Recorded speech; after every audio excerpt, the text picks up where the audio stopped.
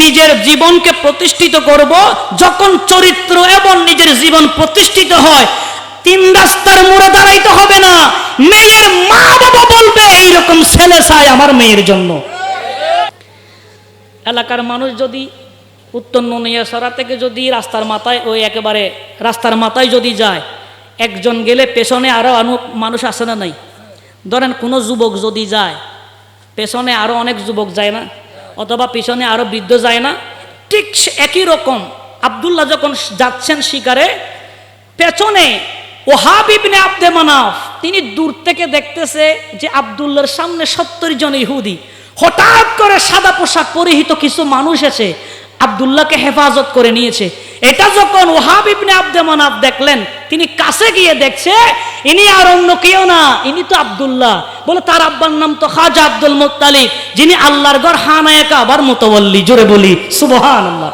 এটা যখন ওহাব ইবনে আব্দে মানাফ দেখলেন, বলে নিশ্চয় এ কি হতে পারে, ভালো হতে পারে। এখন চিন্তা করছে কি করা যায়। বলে আমার ঘরে তো একটা মেয়ে আছে যার নাম আমেনা। সুবহানাল্লাহ বলেন। আমার ঘরে কি আছে? একটা মেয়ে আছে আমেনা। আর আব্দুল মুত্তালিব ইনি তো কাবা ঘরের মুতাওয়াল্লি, ইনিও সরদার, আমিও তো এক জায়গার সরদার। উনার সন্তান হতো, আমি জানি যে উনি তৌহিদে বিশ্বাসী, কোনোদিন মূর্তির সামনে মাথা নত করে নাই। আমার ঘরে যে কন্যা আছে এও তো কোনোদিন মূর্তির সামনে মাথা নত করে নাই, এও তো তৌহিদে বিশ্বাসী। সুতরাং আমি আর দেরি করব না, এই সন্তানকে আমার আমেনার জন্য আপনার স্বামী বানাবো। জোরে বলেন সুবহানাল্লাহ। এটা চিন্তা করে ঘরে গেলেন। কোথায় গেলেন? ঘরে গেলেন। যাওয়ার পরে বলছে ফাতেমা কলিজার টুকুরা স্ত্রী, বলে একটা সুখবর। বলে কিরকম? বলে তাড়াতাড়ি যাও। কোথায় যাব? বলে আব্দুল মুত্তালিবের কাছে যাও, সেখানে গিয়ে আমার কন্যা আমেনার জন্য বিবাহ দেওয়ার জন্য একটা প্রস্তাব দিয়ে আসো। জোরে বলেন সুবহানাল্লাহ। এখন প্রস্তাব আসছে মেয়ের পক্ষ থেকে না ছেলের পক্ষ থেকে? আরো যখন না কার পক্ষ থেকে?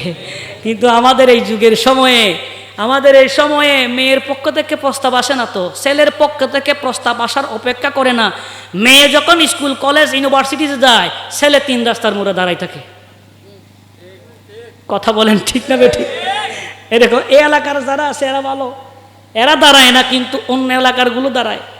3 রাস্তার মোড়ে কি দাঁড়াই থাকে? কিরে বাবা ঠিক করছে উত্তরে ফারার, বাবা ঠিক করছে কি উত্তর পাড়ার। ছেলে বলে আব্বা আপনি ঠিক করছেন উত্তর পাড়ার, কিন্তু দক্ষিণ পাড়ার মেয়ের সাথে তো আমার 10 বছরের সম্পর্ক। উল্টা পুরা কি? আরো যারা বল না পুরা কি? পুরাটাই উল্টা। তো বাবা বলছে একটা, ছেলে বলছে একটা। এজন্য আমাদের মা বাবার উচিত সন্তান পড়ালেখা করার জন্য কলেজ ইউনিভার্সিটিতে যাচ্ছে নাকি সমুদ্র সৈকতের পাড়ে যাচ্ছে দেখার দরকার আছে না নাই? আরো যেমন আছে না নাই? এই সমস্ত খোঁজ খবরগুলো নেওয়ার দরকার আছে না নাই? এই মাহফিল থেকে এটা শিখলে আজকের মাহফিল সাকসেস।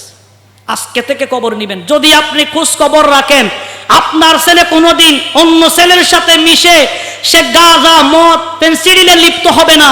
আপনার ছেলেকে যখন আপনি ছোটবেলা থেকে কদম মুসি করার শিক্ষা দিবেন, ওই ছেলে আপনাকে কোনোদিন আঘাত করবে না, বেয়াদবি করবে না। আজকে বর্তমান সমাজে দেখেন, স্কুল কলেজের ভেতরে দেখেন বেয়াদবি করছে কেন? কারণ ছোটবেলা থেকে তো তাকে উত্তম শিক্ষা, ইসলামে আদর্শ শিক্ষা দাও নাই। কথা বলেন ঠিক না বেঠিক? তাহলে আজকে থেকে আমরা 3 রাস্তার মোড়ে দাঁড়াবো না, নিজের জীবনকে প্রতিষ্ঠিত করব যখন চরিত্র এবং নিজের জীবন প্রতিষ্ঠিত হয়। 3 রাস্তার মোড়ে দাঁড়াইতে হবে না, মেয়ের মা বাবা বলবে এইরকম ছেলে চাই আমার মেয়ের জন্য। কথা বলেন ঠিক না বেঠিক? যুবকেরা আছেন তো?